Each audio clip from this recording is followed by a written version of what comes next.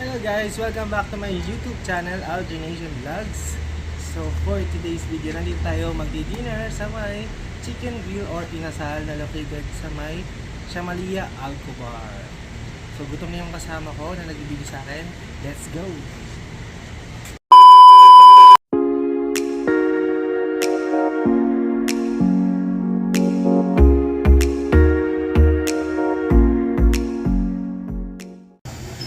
Alright guys, so nandito na tayo sa loob ng inasal kung saan natin natin yung order natin na picture ng manok, yun ang order ko.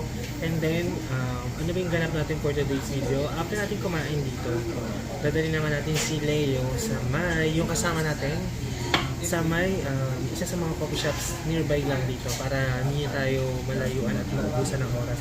So, ano yung mga pag-usapan natin, mamaya natin itutuloy sa kapihan. For now, i-share ko sa inyo yung ating in-order na favorite namin ni Kuya Dick dito sa may inasal sa Alcobar. So kung nandito na kayo sa may Alcobar or na-miss niyo yung inasal sa Pilipinas, pwede nyo rin bisitahin itong inasal na located dito sa may 3rd Street sa may Shamalia Alcobar. So malapit lang ito sa Ramania. Yan. So i-search nyo lang sa Google, lalabas na yan. So see you later guys! So ito na yung ating food. Ayan, ang picture at hita naman kay Leo.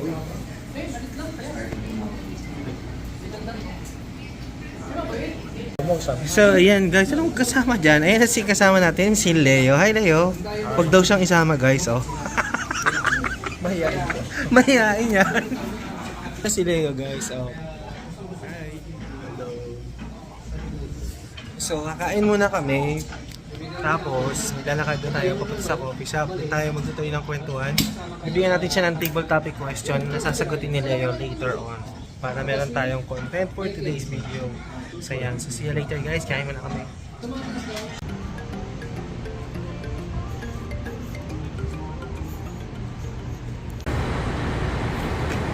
Hi guys! So, update ko lang sa inyo kung gusto nyo mag-grant sa buhay, nakakita ka na ako ng magandang place para sa inyo. Dito, for rant. So, rant all you can. Tawagan nyo na guys. Bye! Yun guys, nandito na tayo sa may 7th Street, Sunday Night Coffee Specialty Coffee.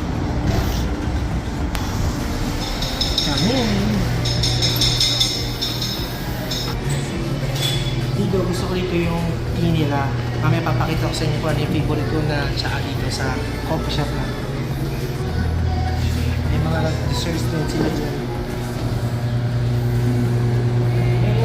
Also, meron din silang VIP room sa taas. Group of 10 or maximum 15. Pwede kayo dito sa taas mag-gather.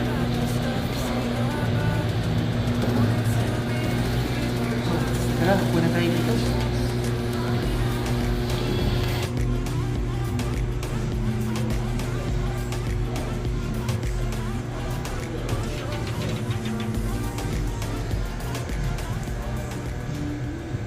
Ayan guys, so nandito na yung order natin. So, ang in-order ni Leo at chocolate. Ayan, meron pa siyang unicorn. And, ang pambansang favorite, blueberry cheesecake. At ito yung isang gusto ko dito sa Sunday Night Specialty Coffee. Itong tea nila. So, natutuwa ako dito sa lalagyanan nila kasi ang cute. Gusto ko din bumili nito kung uwi sa Pinas para pagka nakabakasyon mag-tsa-tsa-tsa ka. Ang cute lang niya guys. So, paano magsalin? Ganito. Ganon, magsalin. Ang cute oh. Sila yung ating update. Mamaya magkukwentuhan pa tayo kasama yung ating taga-video na si Leo. So, inumin mo natin to guys. Yan na guys, sinikman na ni Leo yung blueberry cheesecake ng Sunday Night Specialty Coffee. Tanungin na agad natin si Leo. Balita.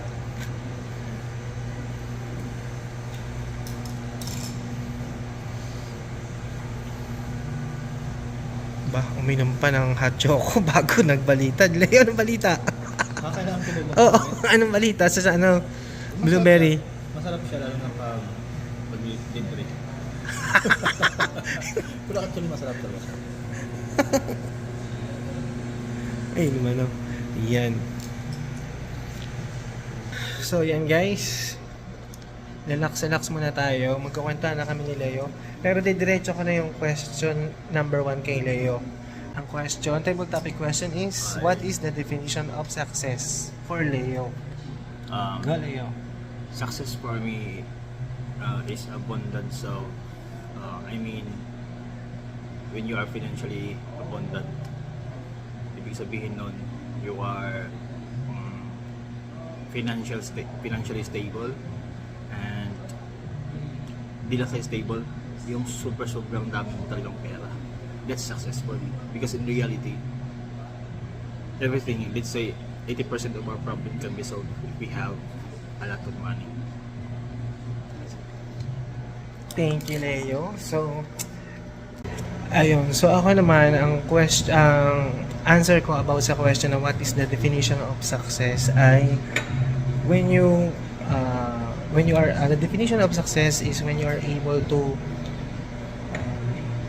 meet your target or achieve your goal or your yung aning na vision mo before, then isa katuparan mo, tapos yun doing well yung business. For example, in particular sa business, yun for me that's the definition of success, whether it's a small time business yun, and up to you kung paano mo pa rin maiano yun. Ikaw din ang makapag-define at makapagsabi kung naging successful or nag-succeed ka dun sa pinasok mo na yun nga na business. So, ewan ko lang kung am I making sense. But, pupunta tayo sa next question. Tatanong ulit natin si Leo. Sa question kanina ay, what is the definition of happiness? Naman. Very quick lang nasasagutin to ni Leo, guys. So, pasa na natin. Leo, ikaw na. Well, if you are contented in everything you have in life, that correlates to happiness. That's it? Yes. Okay, thank you, Leo. So, ako naman ang sasagot about sa definition of happiness. Same din, gano'n din yung answer ko kanina. Kasi nag-break kasi nga kami kanina sa IKEA. So, inano ka lang. Kasi hindi ako napag-content dahil nga focus dun sa usapan kanina. And for me, the definition of happiness naman is correct din yun. Yun nga, when you're able to sa success pa rin pala ako. What is the definition of happiness? For me, the definition of happiness is when you are contented in what you are having right now. Kung nasaan ka, ano yung work mo, magkano yung earnings mo. Kasi before when I was young, mataba-taba pa ako, answer agad yan pagka ganon. What is the definition of happiness? Of course, answer natin when we see our family and our loved ones na happy and provide mo yung needs nila, yun ay isa sa definition ng happiness na nabibigyan natin. But as we grow older, kahit pa nagbabago din yung definition natin. Pero kasi partly kasama na talaga yun. So for me, the definition of happiness is when you are contented in what you are having right now. You are grateful and thankful to the Lord kung ano at kung nasaan ka. Yun. So thank you guys. Mamaya na ako magtutuloy ng question ko to be continued. Magkukwentuhan naman na kami ni Leo. Bye!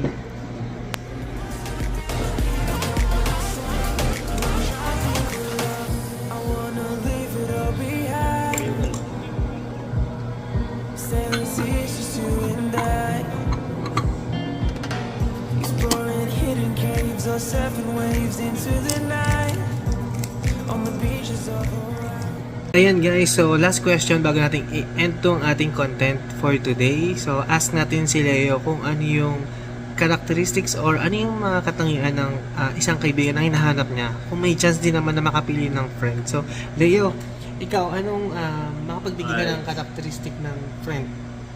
Ano ang mga katangian ng hinahanap mo sa isang kaibigan? Kung may chance lang naman na mapili natin yung ugali na yun. Ako gusto ko lang yung mabilis